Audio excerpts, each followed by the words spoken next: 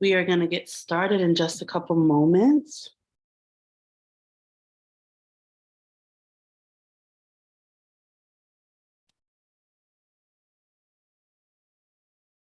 Hello, we are going to have a demo session today that's going to focus on CoinMarketCap, and it's going to be conducted by Alex.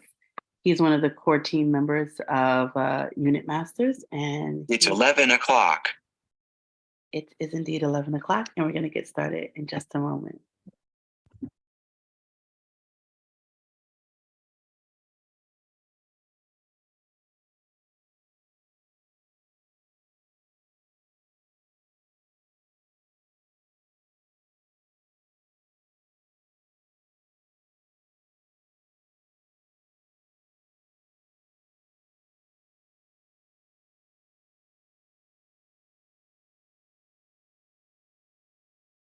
Welcome, everyone. More students are getting on, and we're just waiting a couple moments for Alex to join. Alrighty. So Alex is the partnerships and grants manager of Unit Masters, and he is a marketing manager of Blockchain Netherlands Foundation. He holds a bachelor's in international business management and is currently pursuing a master's in blockchain and digital currency. He fell in love with cryptocurrency because he loves the individualism, the freedom, the financial inclusivity, the censorship resistance. And he hopes that by using this technology, he can build a better financial future world than what we currently lived in. And Alex is now here, and he is going to host our demo session. Thank you so much. Alex, are you ready? Yes, Melanie, thank you very much for the wonderful introduction. So hello, everyone. It's really nice to see you here. And I'm going to do a demo on CoinMarketCap. This is basically, let's say, a website where you can go and check different coins and you can do your research. So let me start with, there's where the share screen is. Let me know if you see my screen.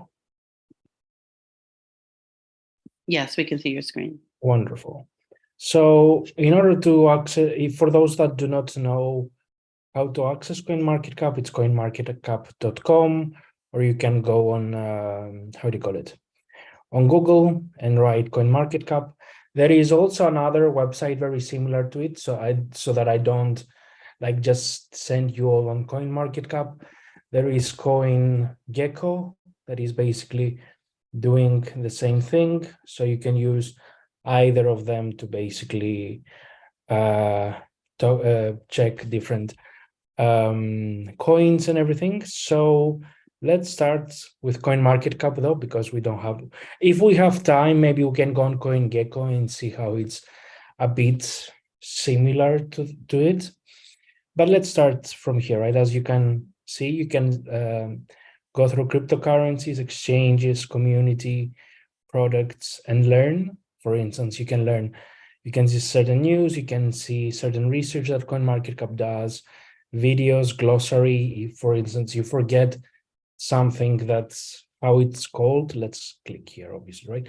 So if you see sort of like, you see like, for instance, 1 hour, this means 1 hour here, right? You can see here that basically it says how Bitcoin performed in the past 1 hour, 24 hours, 7D. The 7D and 30D, the 30D is,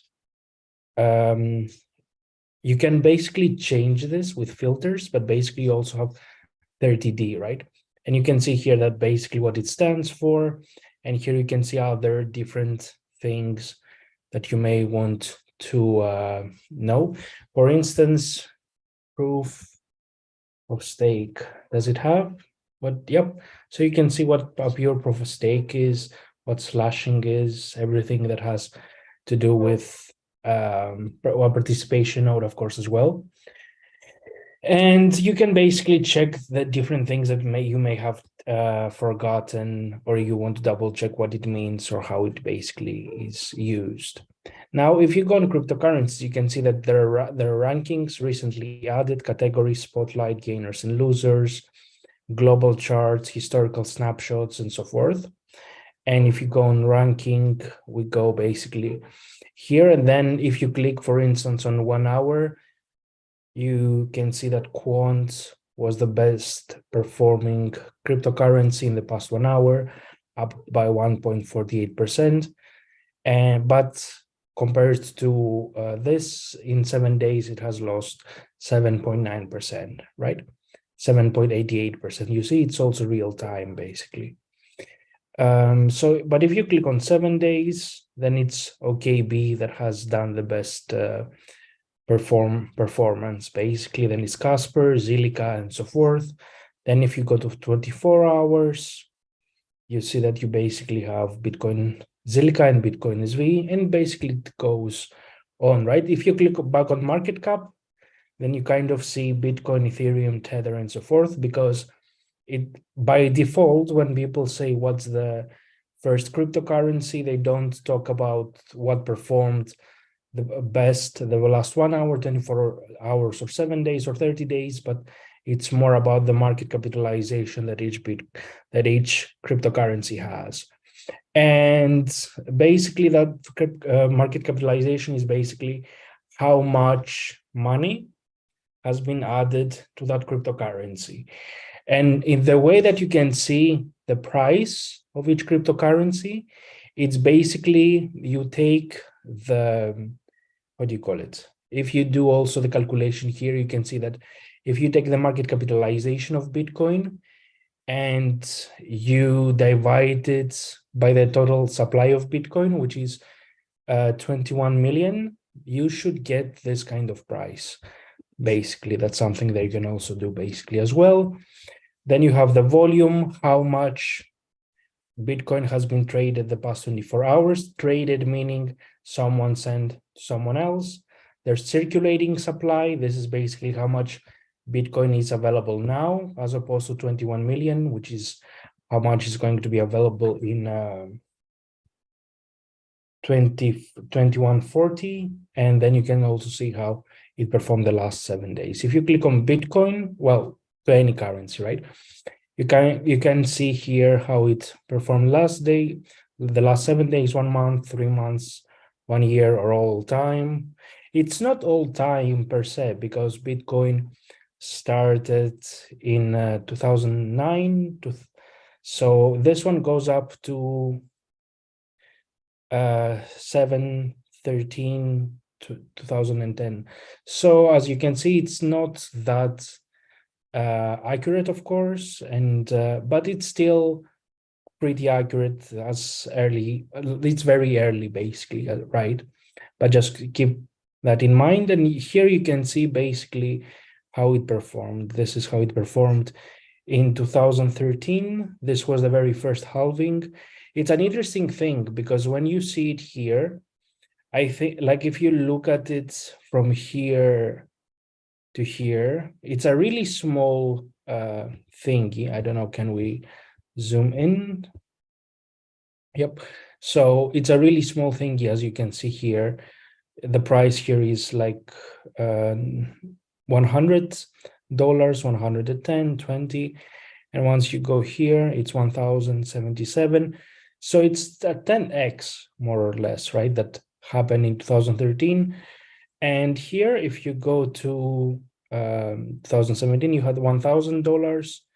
It went up to 17, which is 17, let's say K, of course, right? More or less.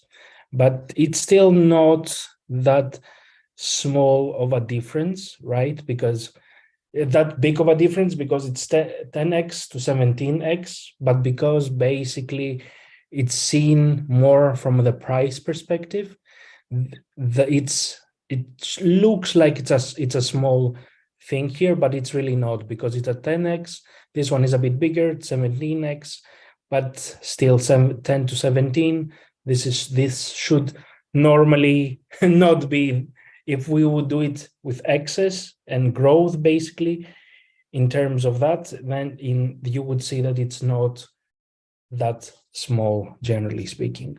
Then you can go, in here you can go and see like live data, but you can also see what Bitcoin is, like it says, of course, about Satoshi Nakamoto and all of these things, who are the founders of Bitcoin, Satoshi Nakamoto, of course, as well, what makes Bitcoin unique, and so forth. But this is not about just Bitcoin, of course. If you want to learn, let's go to a really random 100 coin synthetics, right? So here you can see as well, like, what is synthetics? Synthetics is building a decentralized liquidity provisioning protocol that any protocol can tap into for various purposes, right? Then you can see who the founders are, if they have revealed themselves. In this case, it's Kane Warwick, and it was created in 2017. What makes synthetics unique? You can also see here, basically, what sets it apart from the competition. How many synthetics coins are there, which is basically circulating supply and max supply, of course, as well. And then you can see also other stuff like where you can buy it and the different news about synthetics in general. Then you can say, how do you feel? Well, this is just more like a fun thing. So how do you feel about synthetics today? Good. And you can see that 75% said good, 25% said bad, but this metric, of course, don't take it seriously. As you said, as you saw, anyone can click on it. I just clicked on it for fun, and it probably took my answer as well, and it's reflected somewhere in the 75%. Then you can see basically also the markets of synthetics and everything, and where you could basically buy it, but you can also see like the 2% depth and well, this is a bit more, I would say it's out of the scope of this because it's a bit more in depth. But if afterwards you would like to see what the depth resembles here on Binance, why there are like different Binances, the different Binances because there are different pairs to the, how do you call it, to the currency. So you have SNX with USDD synthetics and synthetics with BUSD and Bitcoin, right? So this means that if you go on Binance, you can take your synthetics and automatically change it for USDD, BUSD, or BTC. The depth, it's a bit more, as I said, how do you call it, in depth. But if you want to, you can Google it afterwards and check what it stands for and everything.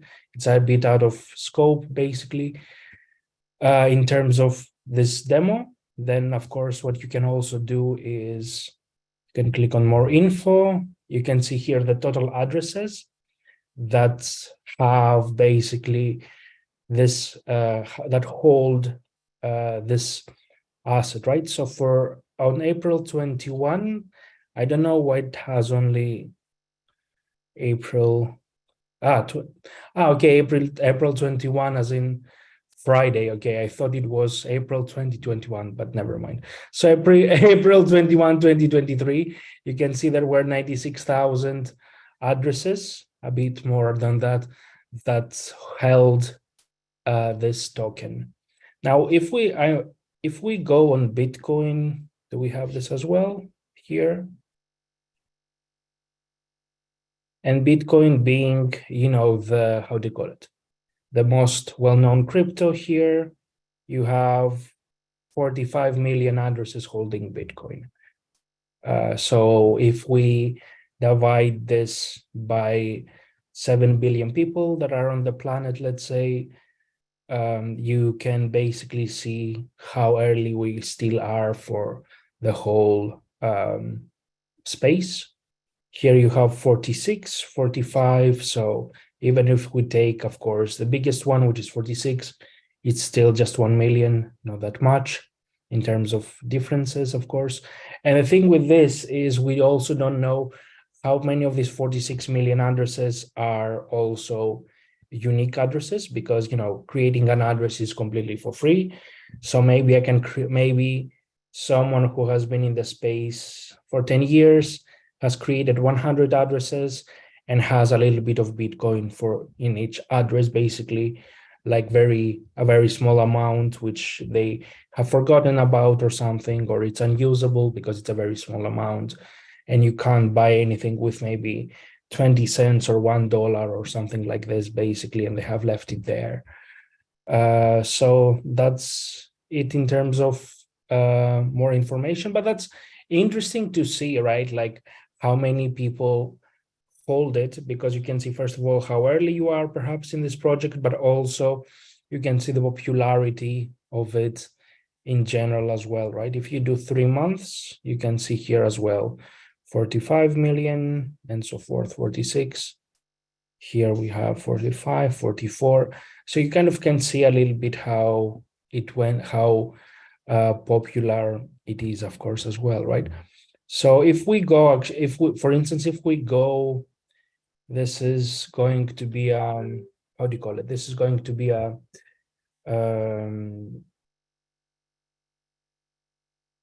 okay, it's not in the top 100, I think, or is it? There is a meme coin called Pepper. It's not here anyhow. But I just wanted to show you basically that recently it went up in price, which means that many people bought it, or not necessarily, maybe a few people with a lot of capital bought it, but you could see there how it skyrocketed. I think it did a 21,000% upward spiral. So this would basically show that, more people in the past 7 days have been using or have been creating addresses and holding this coin, as compared to 3 months before that no one basically heard about this coin, right? So this is something interesting to also see in terms of here.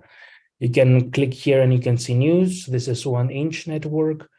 This is basically decentralized finance aggregator. So basically when you go on 1inch, what happens is that instead of going and seeing the best rates on Aave and the best rates on Compound and all these decentralized finance protocols, what 1inch does is you click basically two buttons, and it has been connected with all these with all these protocols, and then it gives you the best rate from all these protocols instead of you going one by one to see them.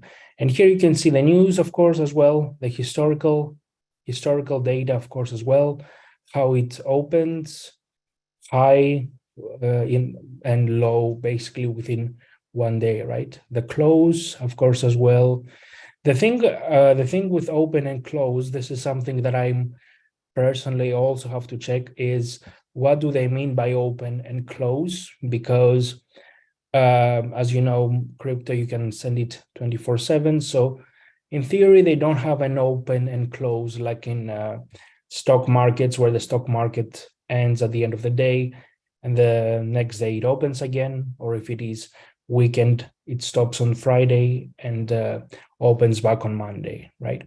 So this is something that I should also check by myself, what they mean by open and close. And as you can see, they have asterisks. So maybe if we go earlier data in range, latest data in range in UTC time. So this is what it basically means.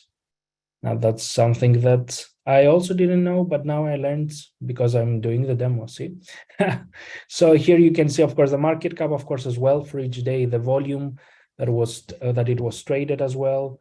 In terms of markets, you can see here which cryptocurrency exchange basically can, which one facilitates it. And here you can see also the confidence that you have in the crypto exchange, which is quite useful, right? Don't go to someone, do they have low? Okay, they have moderate. So I wouldn't go to moderate, for instance. And maybe this one, where they don't have any low, at least here. Maybe if we load more, they will have somewhere low. But generally speaking, try to get from high confidence exchanges, whether they are centralized or decentralized, because of course then you manage your risk and it's less risky to buy or to sell or anything else, right? So then another thing that you can also see here is instead of having all, you can go to centralized exchanges and basically see the centralized exchanges that they have here, of course, as well, and the centralized exchanges. Here you can see Uniswap, PancakeSwap, SushiSwap, 1inch. This is basically the itself, basically from the liquidity protocol of 1inch that you can do, and so forth. So you can basically see each thing here, and you can look at yourself, look basically what works best for you. And another thing that you should also see and make sure is that if you go on centralized exchanges, and the centralized exchanges, you also have something called liquidity, right? So the best thing you should do with liquidity is go to the exchange that has more liquidity in terms of this coin. So what does this mean, right? Liquidity means that they have this much in dollars to give you basically if you buy or you sell, right? So if, let's say, someone would go to Uniswap v3, for instance, and they would like to sell or buy more than this sum, they would not be able to because it would not have more than that. And the same would go with centralized exchanges. And probably you probably have heard about FTX a little bit as well. One of the things that FTX had, well, many problems, of course, but one of them was that it did not have enough liquidity, meaning not enough money to pay up for their customers when they wanted to get their money back, basically. So that's what liquidity means for those that do not know. And before we go any further, are there any questions from anyone?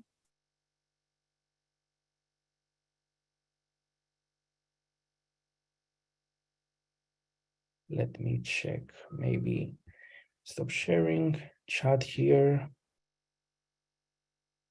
So Tenil said basically what is the difference between spot and perpetual. So spot is basically when you buy it now, right? So basically, let's say the spot price of Bitcoin is basically how much you basically buy it for now, right? Now with perpetual, it's more like about the future. So you can basically bet whether or not Bitcoin will go up in price by this much or down by this much, right? So it's even much more riskier to do that because, of course, you do not necessarily know when it will go up or down. Of course, you can still make guesses, but the thing is that if it doesn't go up, then you would lose basically your money. So you can basically increase your money by a lot if you do it with perpetual, of course, but the risk is much more because you're betting on something. Think of it like this, and this means that, of course, if your bet doesn't work out, you will lose basically your money, of course, as well. Is the market cap of Bitcoin price or circulating volume? Circulating volume, Nikhil. Did I say 21 million? Sorry, that was my fault. It's circulating supply. Yes. Are there any other questions?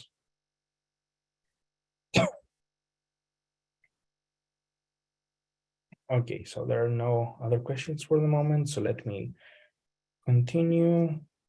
Let me continue sharing my screen. And basically another thing that we can also see here is you can also go and check the white paper, and you can be what a white paper is, you probably know, is basically it describes what the project wants to do, its roadmap, what is the a problem that it solves, and so forth. And it gives you a much better overview of the project, of course, as a whole. Here, for some reason, 1inch docs. I don't know where the white paper here is. but maybe you can find it somewhere. If you Google 1-inch white 1-inch white paper, it should come up. If you go, probably if you go on Bitcoin, it should have the white paper. You click on it, yep, and you go immediately to the Bitcoin white paper. I'm not sure why on 1-inch it wasn't the case, but it's an easy way for you, of course, to research the project yourself instead of going piece by piece. You can come on CoinMarketCap or CoinGecko, which is more or less the same thing, and search it for yourself. You can also go to the website of the project, and this is a good thing to do as well, because especially when it comes to bull markets where you have a lot of scammers, a lot of people trying to create false websites and drain your money if you click and connect your wallet with that website. One good thing is, if you really want to go to a website, go to CoinMarketCap, find the coin that you would like to research, or go to its website for whatever reason, and use it like this instead of going. I know it's a bit more work instead of going like this, but you can click on bitcoin.org and maybe even bookmark it and use the bookmark to make sure that you do not, how do you call it, that you do not get scammed. Because during the bull market you would click maybe Ethereum, or you would click what else would you click? You would click Uniswap or anything, and you would get a really scam website which looks just like Uniswap, but instead of, for instance, let's go to Uniswap here, through here as well. So let's go. So as you can see here, Uniswap has uniswap.org, right? So this is the website. So sometimes you would go on Google and click Uniswap during the bull market, and it would be the very same website. You wouldn't realize what the difference is even, but you would see that, you know, the thing here would be .com, or if, let's say, someone would have something with an L, right? Let's say UNL swap. What people would do is click the big I and make it look like it's L, right? So that would basically ensure that you do not fall victim to such scams. So always do it like this. Maybe it's a bit more, especially during the bull market, it may be a bit more work, but make sure that you go through this website. And if you do not want to do this all the time, just go on the website once, bookmark the website that you're using, and always use that basically instead of doing anything else. So this, and then here you can also see the fully diluted market cap. This would basically mean that the market capitalized, fully diluted market cap means that this would be the market cap of Uniswap or of any token if all tokens were in circulation right now. So now you have how many? You have the circulating supply of 577 million, a market cap of 3.309 billion, right? So, and here you have the price again. If you do the math, this is the price that you should get, plus minus maybe a cent or something, I don't know. And if the max supply would be, if the circulating supply would be the max supply, as we see here, and the total supply as well, there is a small difference between total supply and max supply, then normally you would see that the market cap would not be 3.3 billion, but it would be 5.728 20, yes. This basically, then you can see the volume, the total volume of Uniswap or any other token in centralized exchanges, which is 92 million, and in the centralized exchanges, it's 3 million.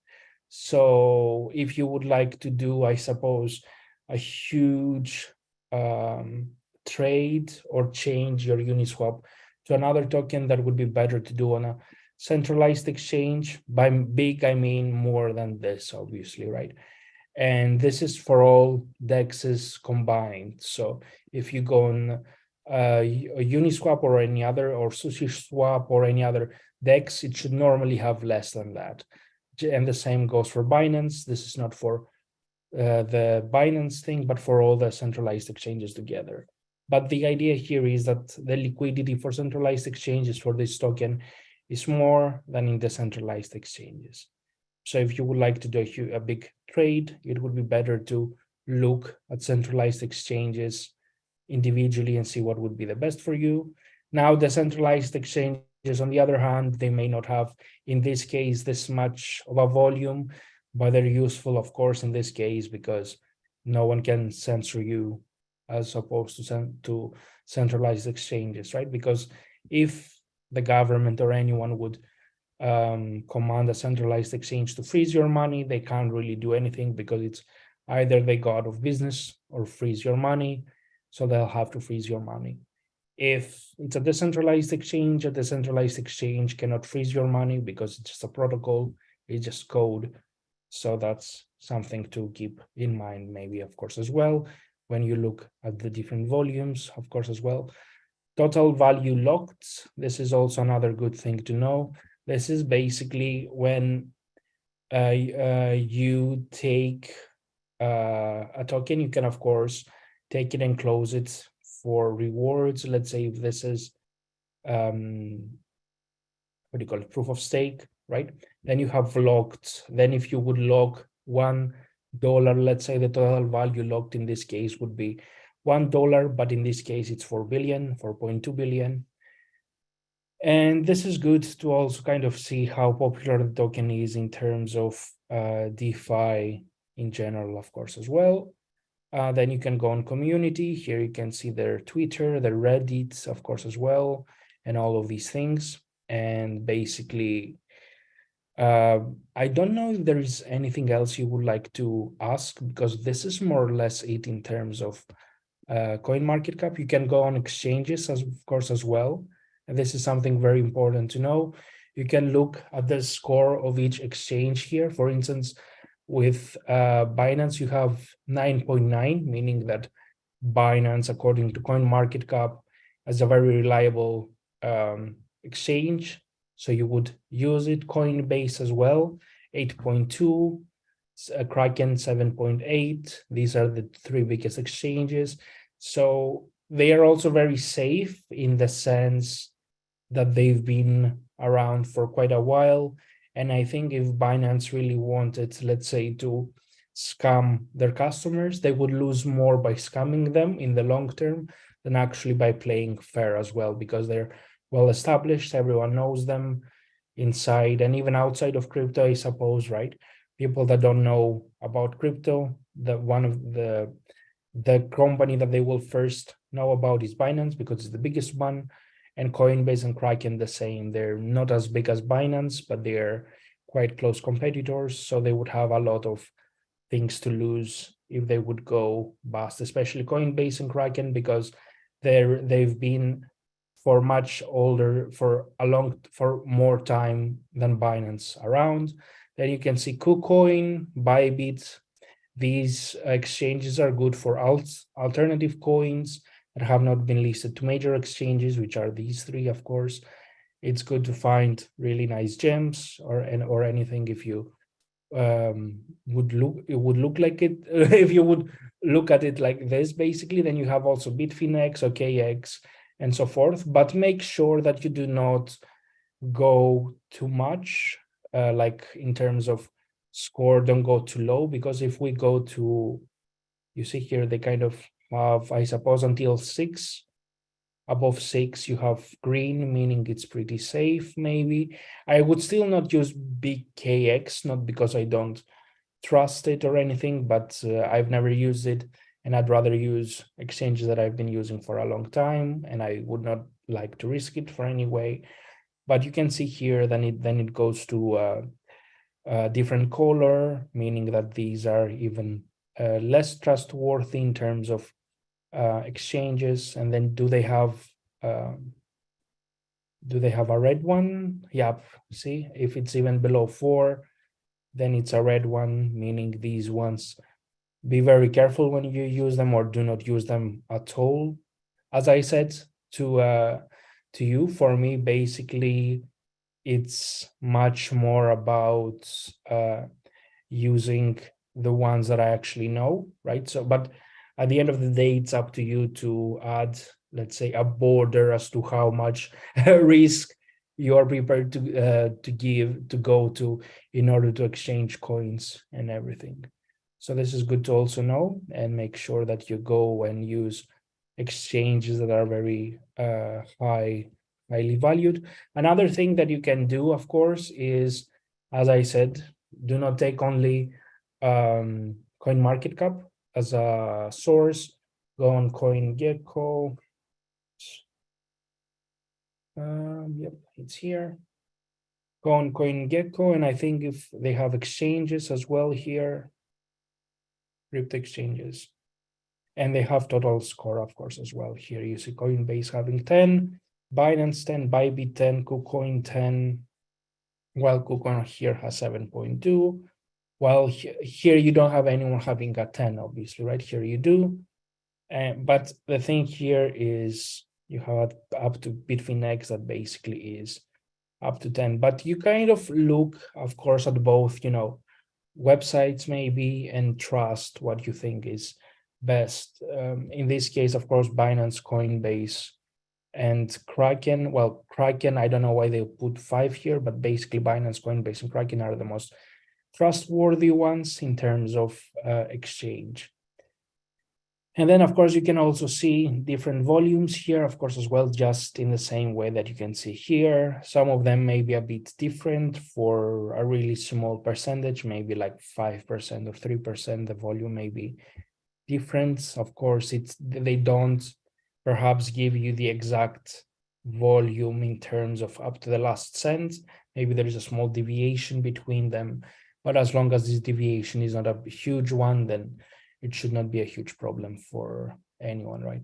So it's a bit like, think of it a bit like the volume is $10 or $9.5. There is not a huge difference there, right? The same here, of course, as well. So this is more or less it.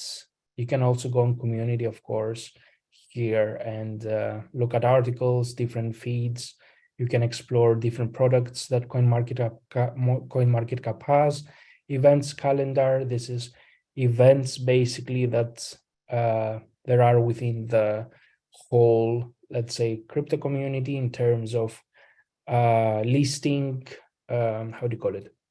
Listing tokens and everything. You can look here basically how people react to it and see if you can get into this. You can also look at airdrops here, like Chris Exchange has an airdrop, of course, as well, 23rd of April, that's in 2 days. 9th of May, World Mobile Token has one, and so forth. Gala afterwards on the 15th of May.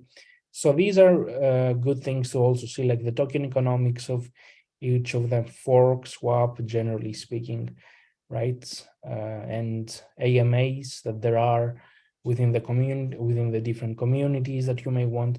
AMAs are for Ask Me Anything. So let's say you're following a project. Most projects have Ask Me Anything monthly or weekly, perhaps, where they answer community questions about the projects and how the roadmap is basically going. So I think that's more or less it, and this is for good this time. I don't think there's anything else, let's say, in depth that I should give in terms of this demo. We could go through CoinGecko, of course, as well, to see that it has the same thing, of course, as well. You can see here that it has social markets, historical data, token economics, all of these things. And here the token economics are basically about how the supply and the rewards, basically, that you can see here, which is something that CoinMarketCap does not seem to have. So as I already said, sometimes look take a look at both, of course, when you are buying something. Some of them have more information, some others less. But it's interesting to see here, of course, generally speaking, how the token economics work of each, let's say, token. Bitcoin halving countdown it has here in 372 days, basically, which is in a bit more than a year. I think you all know what a Bitcoin halving is, right? If you don't, please write it in the chat and I will explain it once I see it. Otherwise, why explain it to someone who already knows, right? All these things. You can see here how popular Bitcoin is. It's on 1,277,000 watch lists, of course, as well, which gives you a good overview of how popular the coin is. And of course, if you go to a coin that is not as popular as Bitcoin, because all of the other ones are not as popular as Bitcoin for the moment, at least. If you go to, let's go to IOTA. So IOTA has 102,000 people having it on the watch list. So you kind of can compare a bit how perhaps if you add Bitcoin as the benchmark with 1.2 million, you can then compare how popular each coin is, basically, of course, as well. So this is more or less it. And I hope if you have any questions, do let me know, either in the chat or somewhere else. Alex, thank you so much for that amazing presentation. There No is a worries. couple of questions in the chat. I'm not sure if you want to read them or if you want me to. Sure. Could you talk about airdrops? Most of the airdrops on CoinMarketCap are old listings and not valid. Also, do you use decentralized exchanges? Yes. Well, I'm personally using more decentralized exchanges than centralized exchanges. And I will be doing the same thing, especially now, because in Europe, where I'm based, we have the MiCA regulation, which would force exchanges to ask the identity of people when the sum they trade is more than 1,000 euro, no matter where it comes from. So with decentralized exchanges, you do not have this problem for the moment. And even if you have that, then there are workarounds for that as well. And we'll see, basically. But generally speaking, yes, I use mainly decentralized exchanges. I'm much more a decentralized finance guy than centralized finance guy, like, in terms of culture and of beliefs and of morals and all these things. So, for instance, I'll give you an example. Monero is one of my favorite coins. And, Monero is the most, like even Bitcoin is not as wild as Monero, let's say, right? So I'm entirely, let's say, towards the centralized exchanges. About airdrops, that's a good question. Like most of the times I'm not following airdrops, so I cannot give you for the moment any good website where they kind of list them. And the thing but what I can do is I can ask some friends that I have, and they look at these kinds of things and they get their airdrops. And I can send it maybe in the chat afterwards on Telegram, and you can bookmark it. Would that work for you, Nikhil? So Goodman also said Bitcoin halving, you don't understand it, right? Okay, so let me go back to CoinMarketCap, right? No, let's go on CoinGecko this time. And I'll show you what I mean by the halving. So one of the things that happens with Bitcoin is that if you go on max, and can we go in? No, this is maybe CoinMarketCap after all would be a better solution in this case. Okay, so okay, so let's zoom in here.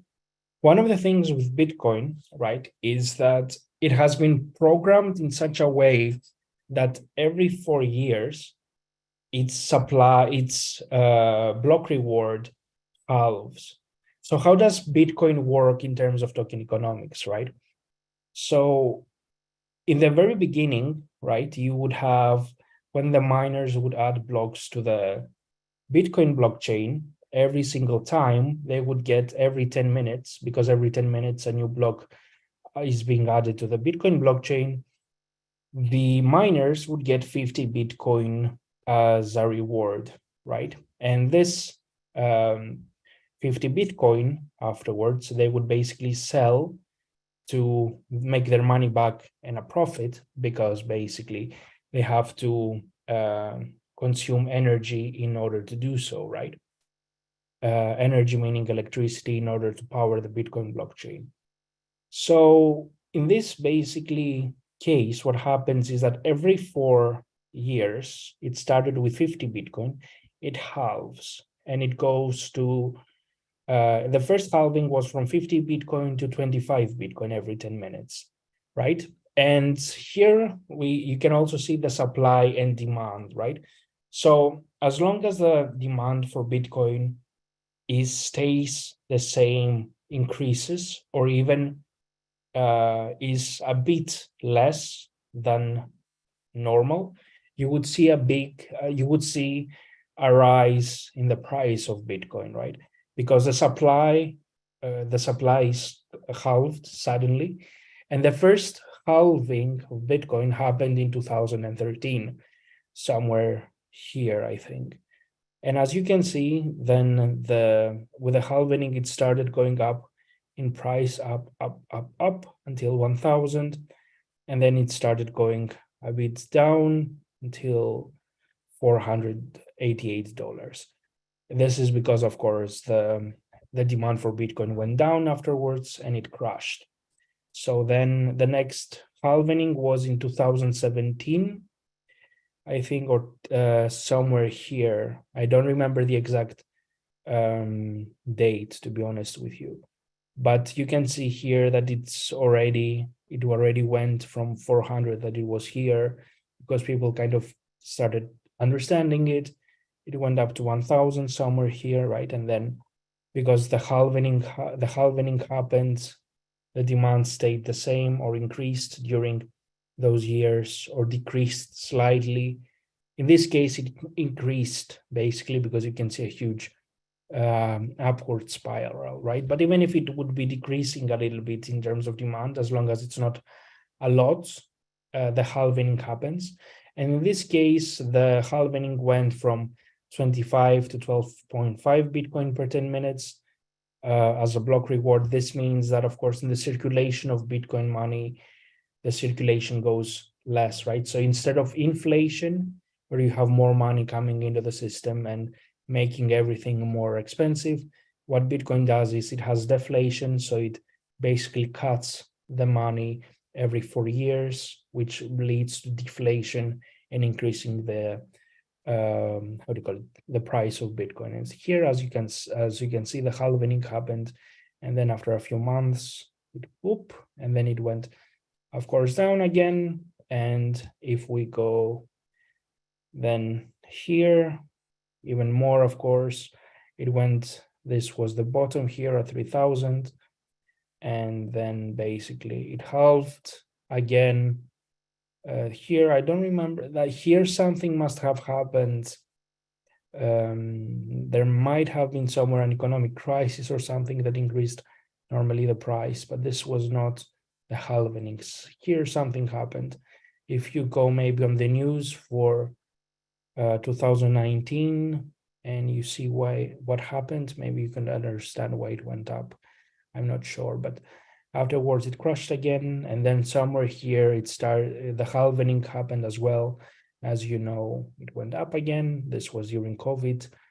It went up to 67,000, I think 65, 62, something like this. Then it went down again.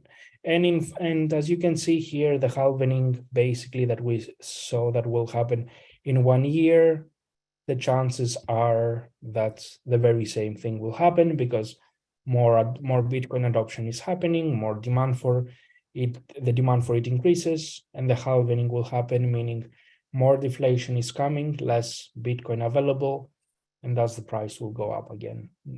Logically, like if you think about it from an economical perspective, it makes sense. So that's what the Bitcoin halving is. I hope it made sense. If there are any more questions about it, do let me know. Bitcoin halving is an important event in the Bitcoin protocol. Okay, so here Amnon is already explained it. Okay, Yeah, it looks like someone dropped in an explanation, but no, we love that you showed it live. Yeah. So I hope it made sense. If you have any other questions about it, good man, do let me know. Are there any other questions from anyone?